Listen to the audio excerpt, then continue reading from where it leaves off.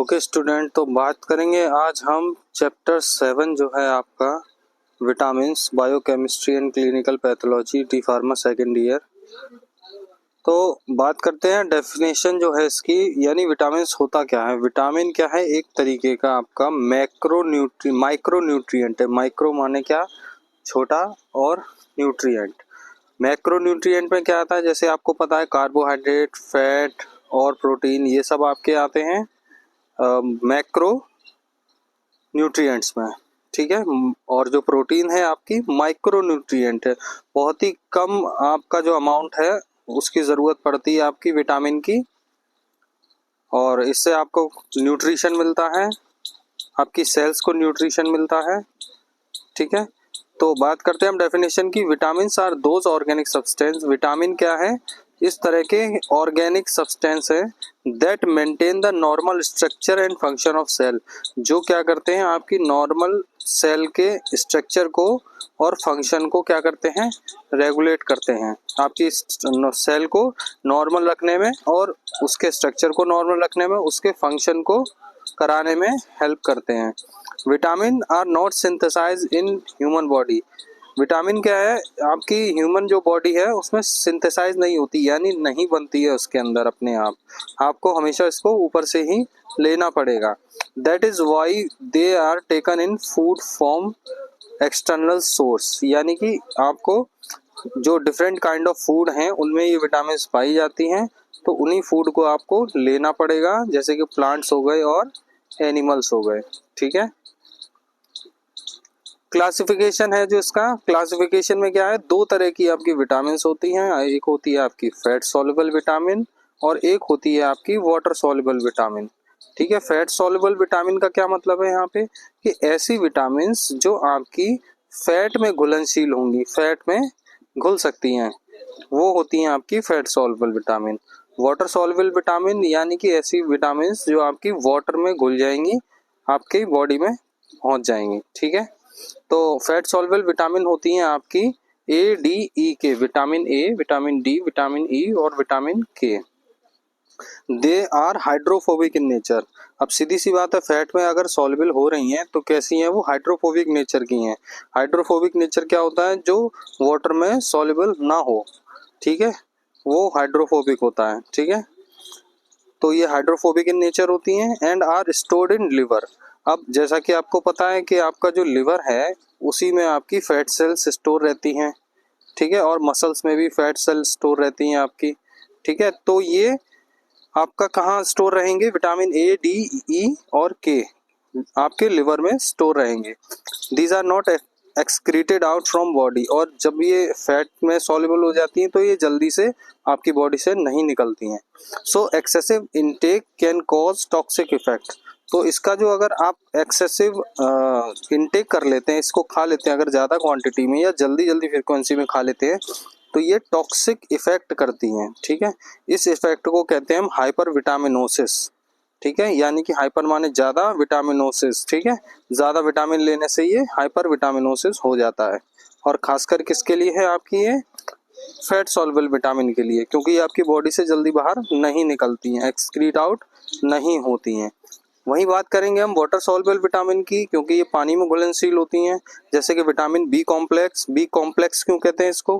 क्योंकि इसमें कई सारी विटामिन बी आ जाती हैं। विटामिन बी जो है आपकी कई तरीके की होती है, ठीक है, आगे चल के हम पढ़ेंगे। और इसमें विटामिन सी भी आ जाती है, जो वो भी क्या है आपकी? वाटर सॉल्युबल है। तो vitamin B complex and vitamin C are water soluble vitamin. ये दोनों विटामिन जो होती हैं आपकी वाटर सॉल्युबल होती हैं। These are not stored in the body, और ये क्या है? आपकी बॉडी में स्टोर्ड नहीं रहती हैं, ज़्यादा लंबे समय तक स्टोर नहीं रहती हैं। Therefore they are required in daily small quantity. तो इसको क्या है आपको, ये आप जैसे भी खाएंगे इसको, तो क्या है? वाटर में सॉल्युबल है। तो वाटर में सॉल्युबल है तो क्या है? वाटर के थ्रू ही आपकी बॉडी से जितनी नीड होती है बॉडी उतना ले लेती है, और जो एक्स्ट्रा होती है वो आपकी वाटर कंटेंट में, यानी कि आपकी यूरिन में जो है बाहर निकल जाती है। तो इसीलिए क्या करना है इसको, आपको डेली बेसिस पे आपको जो मील खा रहे हैं, आप खाना खा रहे हैं, उसमें ये सारी विटामिन आपकी वाटर सॉल्युबल विटामिन होनी चाहिए, ठीक है। अच्छा, बात करते हैं अब साइंटिफिक नेम की, यानी कि जो साइंटिफिक नेम होते हैं विटामिन के वो क्या होते हैं। ये एक नंबर में आपके क्वेश्चंस कई बार आ जाते हैं। जैसे कि विटामिन ए है उसको रेटिनॉल कहते हैं, विटामिन डी को कैल्सीफेरॉल या कोलेकैल्सीफेरॉल भी कहते हैं, विटामिन ई को टोकोफेरॉल कहते हैं, विटामिन के को फाइलोक्विनोन कहते हैं और विटामिन सी को एस्कॉर्बिक एसिड कहते हैं, और विटामिन बी1 को थायामीन, विटामिन बी2 को राइबोफ्लेविन, विटामिन बी3 को नियासिन या नियासिनामाइड भी कहते हैं, विटामिन बी5 है उसको पेंटोथेनिक एसिड कहते हैं, और विटामिन बी6 को पायरोडॉक्सिन कहते हैं, विटामिन बी7 है उसको बायोटिन जो आपके हेयर के लिए बहुत अच्छा होता है, और विटामिन बी9 जिसको हम फोलिक एसिड कहते हैं, और विटामिन बी12 है उसको कोबालामीन या साइनोकोबालामीन। ठीक है, ये इसके हो गए आपके scientific name of vitamin C. एक नंबर में आपके डी फार्मा में क्वेश्चन आ सकता है। ठीक है, अब बात करेंगे हम विटामिन ए की। तो विटामिन ए जैसा कि इसका नाम है रेटिनॉल, ठीक है, इसका फंक्शन क्या क्या होता है आपकी बॉडी में। It's necessary for normal vision, यानी कि आपकी आंखों के नॉर्मल देखने की क्षमता को ये ठीक करता है। ठीक है, necessary for normal vision. It is important for body growth, यानी कि आपकी बॉडी की ग्रोथ के लिए भी ज़रूरी है विटामिन ए। इसीलिए देखा होगा आपने जो छोटे बच्चे होते हैं उनको विटामिन ए की डोज अक्सर दी जाती है कुछ कुछ मंथ पर। ठीक है, तीसरा पॉइंट है it helps in growth of bones and neurological system. आपकी बोन की ग्रोथ के लिए भी क्या है आपका विटामिन ए इसेंशियल है, और आपकी न्यूरोलॉजिकल सिस्टम यानी कि जो आपकी नर्व्स हैं उसके लिए भी ये अच्छा है। It keeps the skin kidneys and other organ perfect, यानी कि ये विटामिन ए जो है आपकी स्किन को, किडनी को और जो अदर ऑर्गन्स हैं उसको क्या रखता है, ये परफेक्ट रखता है। अच्छा, डिफिशियंसी यानी कि इसकी कमी, तो इसकी कमी होने से क्या हो जाएगा, सीधी सी बात है ये आंखों के लिए है तो नाइट ब्लाइंडनेस हो जाएगी, रात में आपको धुंधला दिखाई देगा या कम दिखाई देगा। जीरोप्थेल्मिया एक कंडीशन होती है जिसमें आपकी आंख में जो पानी होता है, जो ड्राइनेस हो जाती है उसकी कमी से। ठीक है, तो जब भी आप पलकें अपनी झपकाएंगे तो क्या होगा, आपकी आंखों में किरकिराहट होगी। ठीक है, तो उसी कंडीशन को कहते हैं जीरोप्थेल्मिया। केरेटोमलेशिया यानी कि अल्सरेशन ऑफ कॉर्निया, जो आपकी कॉर्निया वाली लेयर है आंखों में उसमें क्या हो जाएगा, अल्सरेशन हो जाएगा, अल्सर्स फॉर्म हो जाएंगे, तो उस कंडीशन को कहते हैं केरेटोमलेशिया। विटामिन ए की कमी से होगा ये। ड्राइनेस ऑफ स्किन, यानी आपकी आईज जो होंगी, स्किन होंगी, उसमें क्या हो जाएगा, ड्राइनेस हो जाएगी इसकी कमी से। ठीक है, डाइटरी रिक्वायरमेंट क्या है इसकी, डेली आप कितना ले सकते हैं इसको, 600 mcg पर डे आप इसको अदर सोर्सेज से ले सकते हैं। तो बात करेंगे सोर्सेज की, इसमें सोर्सेज क्या क्या हैं, जैसे कि आपकी ग्रीन वेजिटेबल्स हो गई, फ्रूट्स हो गए, सीरियल्स हो गए, लिवर यानी कि जो आपका नॉनवेज सोर्स है। ठीक है, मिल्क, बटर, एग योक यानी कि एग का जो बीच वाला येलो वाला पार्ट है। ठीक है, तो ये सारे आपके सोर्सेज हो गए। अब बात करेंगे ओवर यूज़ की, तो ओवर यूज़ की वजह से इसका क्या हो जाएगा, हाइपर विटामिनोसिस बताया था मैंने आपको। तो ओवर यूजेस की वजह से अगर आप ज़्यादा ले लेते हैं विटामिन ए, ठीक है, यानी कि आपने पिल्स वगैरह लेनी, वैसे तो ज़्यादा नहीं होगा, लेकिन जैसे अगर आप इसकी पिल्स वगैरह ले लेते हैं, टैबलेट फॉर्म में ले लेते हैं, तो ज़्यादा अगर ले लेते हैं तो हेडेक होगा आपको, यानी सर दर्द, नोजिया यानी कि जी मचलाएगा, उसको नोजिया कहते हैं, वॉमिटिंग यानी कि उल्टी आ जाएगी तो वो वॉमिटिंग, और टायर्डनेस यानी थकान महसूस होगी आपको। बात करेंगे अब विटामिन डी की, कैल्सीफेरॉल या कोलेकैल्सीफेरॉल। इसका जो फंक्शन होता है विटामिन का, it increase the absorption of calcium and phosphorus from intestine, यानी कि जो भी हम कैल्शियम और फॉस्फोरस खा रहे हैं, जैसा कि मैंने आपको बताया था एचएपी में, कैल्शियम और फॉस्फोरस क्या है, हमारे मेजर कंटेंट है आपकी बोन के, यानी कि बोन जो बनी है आपकी, जो कठोर बोन बनी है वो आपकी कैल्शियम से बनी है, और दूसरे नंबर पे है फॉस्फोरस। तो आप जो भी खाते हैं उसमें अगर कैल्शियम और फॉस्फोरस होता है तो वो डाइजेस्ट होकर आपकी इंटेस्टाइन से ये ब्लड में चला जाता है। ठीक है, तो उसके एब्जॉर्प्शन को इंक्रीज करती है विटामिन डी। दूसरा है it promotes the normal growth and development of bone. ठीक है, जब नॉर्मल ग्रोथ और डेवलपमेंट को क्या करेगी, ये प्रमोट करेगी vitamin D. It keeps bone healthy, तो जब कैल्शियम और फॉस्फोरस का एब्जॉर्प्शन अच्छे से हो जाएगा तो ऑब्वियस सी बात है आपकी बोन्स को ये हेल्दी रखेगा। It promotes the normal growth of the body, और ये क्या करेगा, बॉडी की नॉर्मल ग्रोथ को प्रमोट करता है। डिफिशियंसी जान लेते हैं। रिकेट्स इन चिल्ड्रन, रिकेट्स जानते हैं आप, बीमारी पढ़ के देखिएगा। रिकेट्स जो होता है छोटे बच्चों में पाया जाता है अक्सर। विटामिन डी ना देने की वजह से क्या होता है, बच्चों के पैर जो होते हैं वो टेढ़े होने लगते हैं, जिसकी वजह से चल नहीं पाते हैं अच्छे से। ठीक है, तो क्या करना है आपको, बच्चा जो है जब से पैदा होता है तब से लेकर 1 साल तक लगातार आपको विटामिन डी है जो वो उसको ड्रॉप्स है देनी है। और कितना देनी है, 200 इंटरनेशनल यूनिट जो है आपको वो देनी होती है। यानी कि अगर ड्रॉपर वाली लेते हैं आप तो आधा ड्रॉपर आपको 1 साल तक लगातार देना है बच्चे को। ऑस्टियोमलेशिया, और दूसरा जो है ऑस्टियोमलेशिया हो जाता है। ठीक है, डाइटरी रिक्वायरमेंट क्या है इसकी, 100 यूनिट्स पर डे और 2.5 mcg। और लैक्टेटिंग मदर यानी कि जो मदर लैक्टेट कर रही है यानी कि दूध पिला रही है अपने बच्चे को, उसको थोड़ा ज़्यादा रिक्वायरमेंट होती है, 400 यूनिट तक। इसका जो सोर्सेज हैं वो क्या हैं, natural source, cod liver oil हो गया, फिश लिवर ऑयल हो गया, एग योक हो गया और एनिमल का लिवर हो गया। ठीक है, ओवर यूज की बात करेंगे क्योंकि ये विटामिन डी है, फैट सॉल्युबल है। ओवर यूज अगर आप 100 mcg या 1000 इंटरनेशनल यूनिट रेगुलर बेसिस पे लेते हैं तो कैन कॉज किडनी स्टोन, तो किडनी स्टोन हो सकता है आपको। लॉस ऑफ एपेटाइट होती है जिसको हम एनोरेक्सिया कहते हैं, यानी कि भूख नहीं लगेगी आपको, भूख बहुत कम लगने लगेगी, इसी कंडीशन कहते हैं एनोरेक्सिया। और पॉलीयूरिया, पॉलीयूरिया यानी कि आपके यूरिन में जो है यूरिया की मात्रा जो है ज़्यादा हो जाएगी।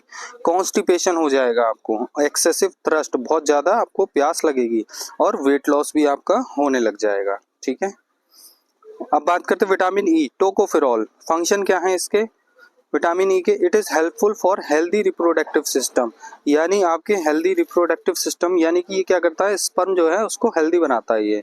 ठीक है, या स्पर्म की फॉर्मेशन में ये विटामिन ई बहुत अच्छा रोल प्ले करता है, तो आपके रिप्रोडक्टिव सिस्टम को ये हेल्दी रखता है। It is an good antioxidant, क्यों रखता है, कैसे रखता है, क्योंकि एक तरीके से क्या है, ये गुड एंटीऑक्सीडेंट है। एंटी माने बिल्कुल विपरीत, और ऑक्सीडेंट यानी कि ऑक्सीडेशन होने से बचाता है। क्या आपको पता है कि जैसे सेल होती है आपकी, तो सेल में अगर ऑक्सीडेशन होने लग जाए तो सेल टूटने लग जाती है। ठीक है, तो स्पर्म भी क्या है आपका, एक तरीके से सेल है, वो टूटेगा तो क्या होगा, आपका स्पर्म खराब होगा, रिप्रोडक्टिव सिस्टम आपका सही नहीं रहेगा, रिप्रोडक्टिव हेल्थ सही नहीं रहेगी। तो क्या करता है, ये एंटीऑक्सीडेंट की तरह काम करता है, जिसकी वजह से आपके स्पर्म और आपके रिप्रोडक्टिव सिस्टम जो है आपका ठीक रहता है। ठीक है, और ये पूरी बॉडी के लिए भी आपके ठीक है। It prevents liver cells from toxicity. ठीक है, क्योंकि एंटीऑक्सीडेंट है तो आपके लिवर सेल्स को भी क्या करता है, ये टॉक्सिसिटी होने से बचाता है।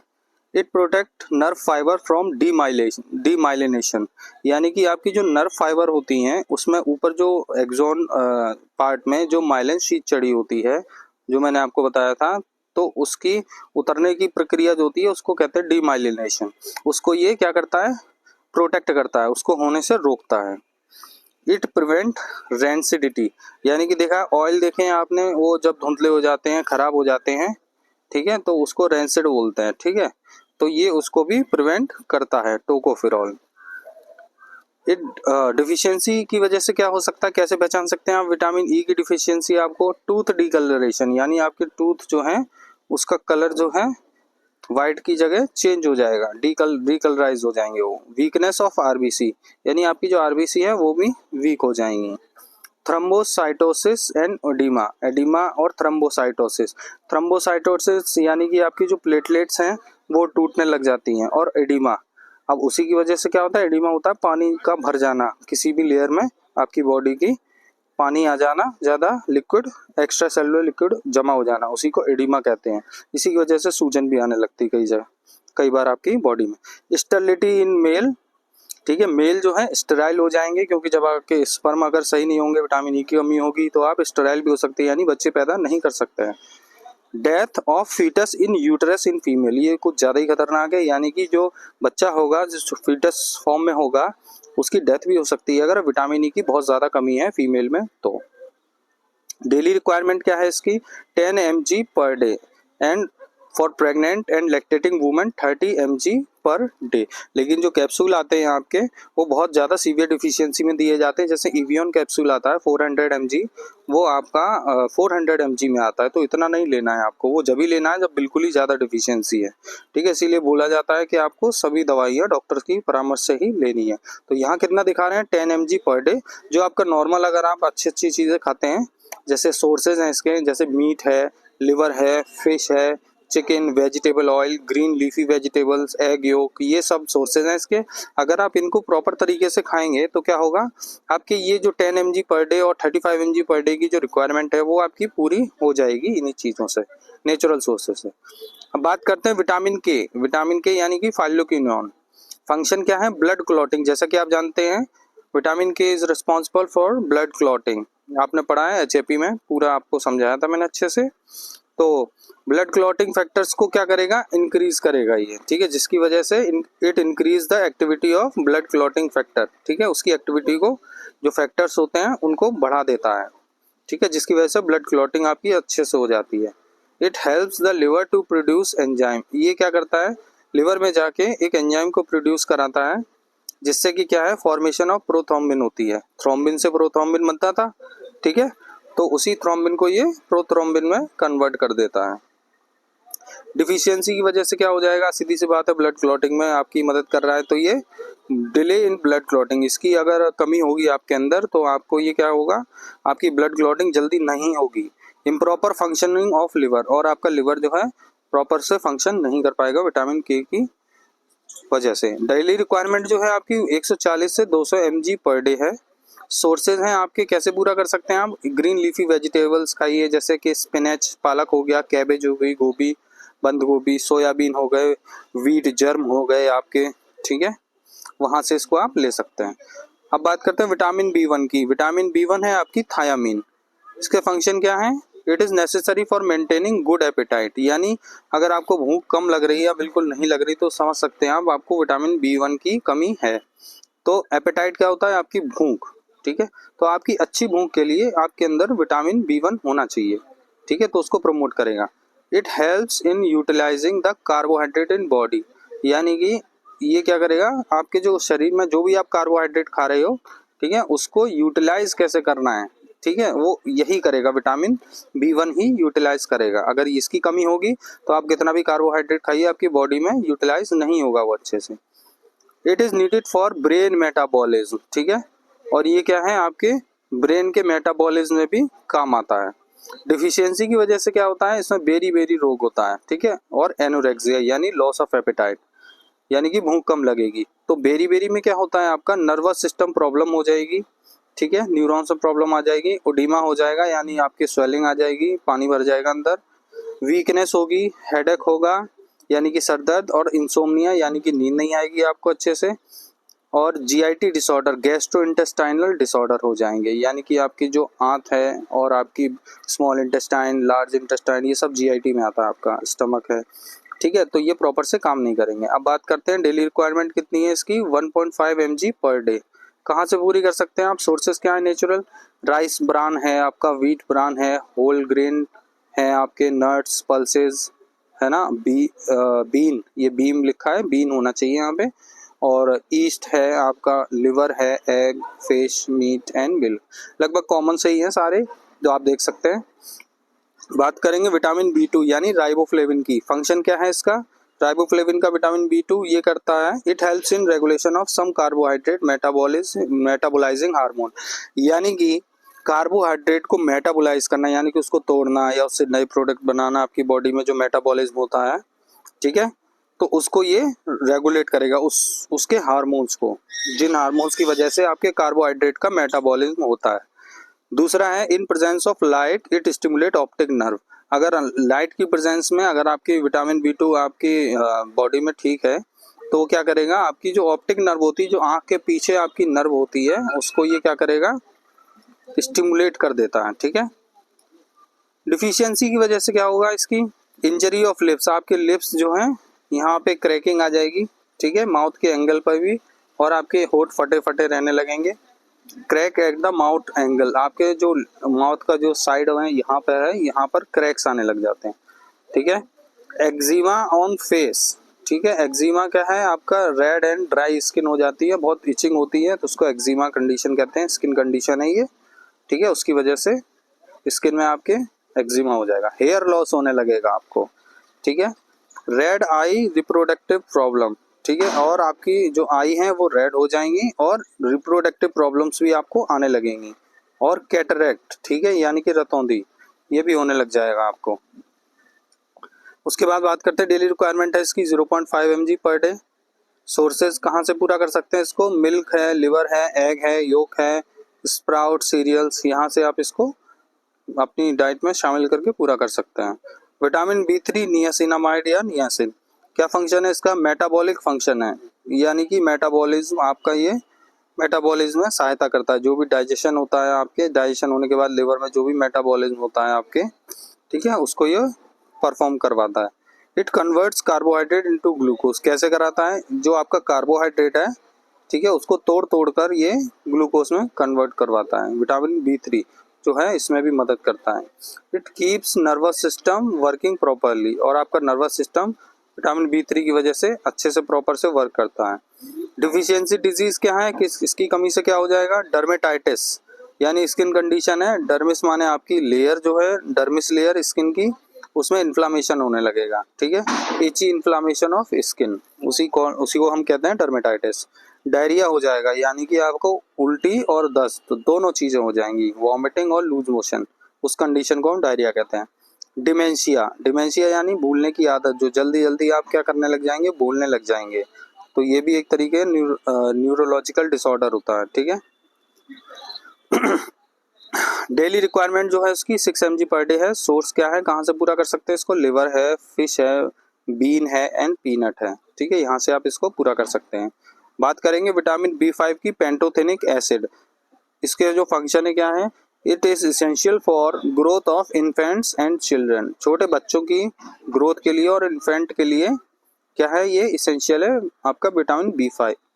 It is required for breakdown of fats and carbohydrates for energy, fat की स्पेलिंग ठीक कर लीजिएगा यहाँ पे। ये क्या करता है विटामिन B5, जो भी आप फैट खा रहे हैं और जो भी आप कार्बोहाइड्रेट खा रहे हैं उसको ब्रेक डाउन करता है, ठीक है, एनर्जी पाने के लिए, उसमें हेल्पफुल है ये। It is required for formation of RBC, और RBC के फॉर्मेशन में भी ये मदद करता है विटामिन B5। इसकी डिफिशियंसी से क्या होगा, एनीमिया हो जाएगा, यानी आपका जो RBC के कम होने की कंडीशन को कहते हैं हम एनीमिया, ठीक है, तो एनीमिया हो जाएगा, क्योंकि यहाँ क्या कर रहा है ये, required for formation of RBC, तो जब इसकी कमी हो जाएगी तो एनीमिया हो जाएगा। ग्रोथ प्रॉब्लम होगी, ठीक है, लिवर प्रॉब्लम होने लग जाएगी, नोजिया, वॉमिटिंग, यानी उल्टी होने लग जाएगी, या उल्टी की फीलिंग आने लग जाएगी, उसे नोजिया कहते हैं। फैटी लिवर हो जाएगा आपका, ठीक है।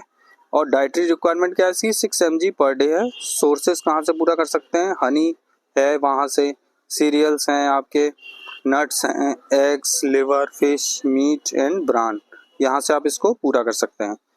विटामिन B6 यानी कि pyridoxine, it is needed for infant growth, यानी कि जो छोटे इन्फेंट हैं उनकी ग्रोथ के लिए विटामिन B6 बहुत ज़्यादा इंपॉर्टेंट है। It is required for formation of dopamine and serotonin, ठीक है, तो डोपामीन और सेरोटोनिन क्या है, हमारे आपके न्यूरोट्रांसमीटर हैं।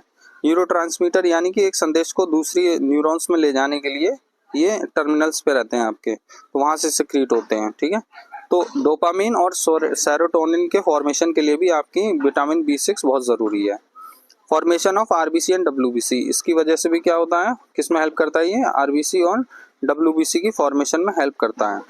सोर्स कहाँ से पूरा कर सकते हैं इसको, मिल्क है, लिवर है, आपका एग्स, एग योक है, और मीट, लीफी वेजिटेबल, है ना। तो डिफिशियंसी डिजीज क्या है इसकी, कम होने से क्या हो जाएगा, डिप्रेशन हो जाएगा, कंफ्यूजन हो जाएगा, ठीक है, डिक्रीज इन इम्यून फंक्शन, आपका इम्यून फंक्शन जो खराब हो जाएगा, एनीमिया हो जाएगा आपको, ठीक है। डेली डाइटरी रिक्वायरमेंट है इसकी 1.6 से 2.0 mg per day. Vitamin B7 की बात करेंगे, बायोटिन की, इसका फंक्शन है, it helps in metabolism of carbohydrate, lipid, protein and produce energy, यानी कि कार्बोहाइड्रेट, लिपिड और जो भी प्रोटीन आप खा रहे हैं, ठीक है, तो उसके मेटाबॉलिज्म में ये हेल्प करते हैं, ठीक है। है तो छोटी सी विटामिन ये सारी, लेकिन बहुत बड़े बड़े काम करती हैं और एनर्जी प्रोड्यूस कराएंगी, ठीक है, उनको तोड़कर।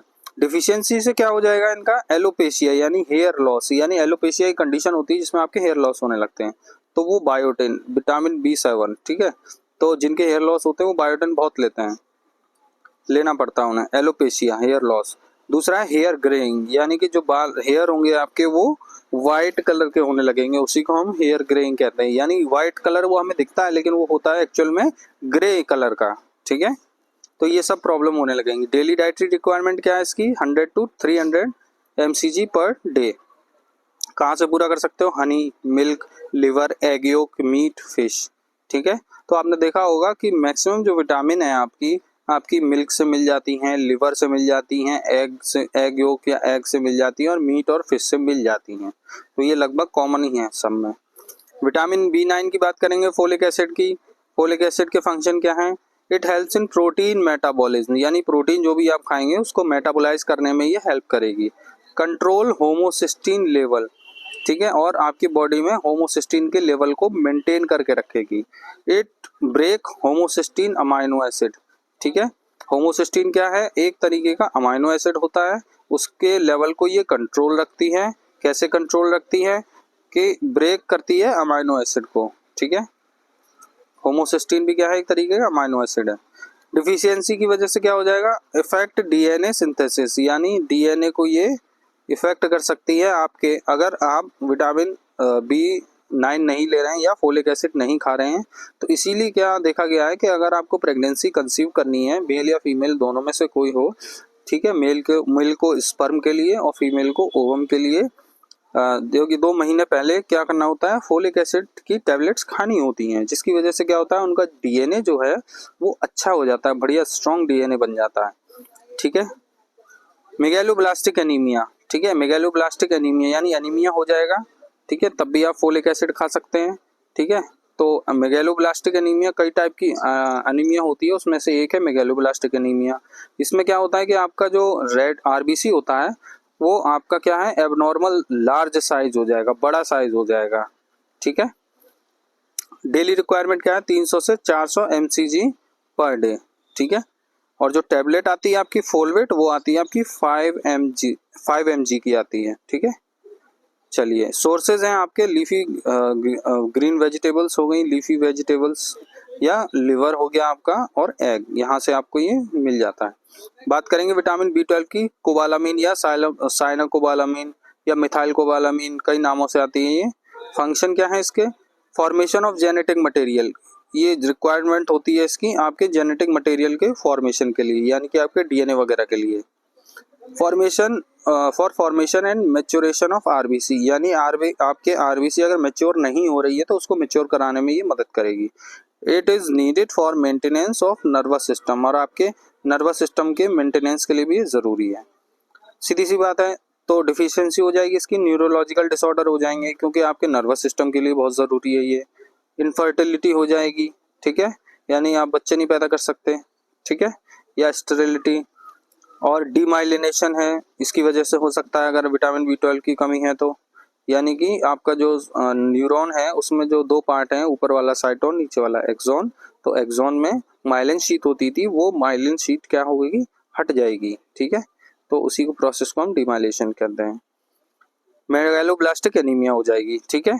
और डेली रिक्वायरमेंट जो है इसकी वो है 5 mcg पर डे। कहाँ से पूरा कर सकते हैं, लिवर, मिल्क, मोल्ड्स और एग से। विटामिन C की बात करेंगे, जिसको हम कहते हैं एस्कॉर्बिक एसिड, ठीक है, तो ये सारी खट्टी चीज़ों में पाया जाता है जितने सिट्रस फ्रूट होते हैं।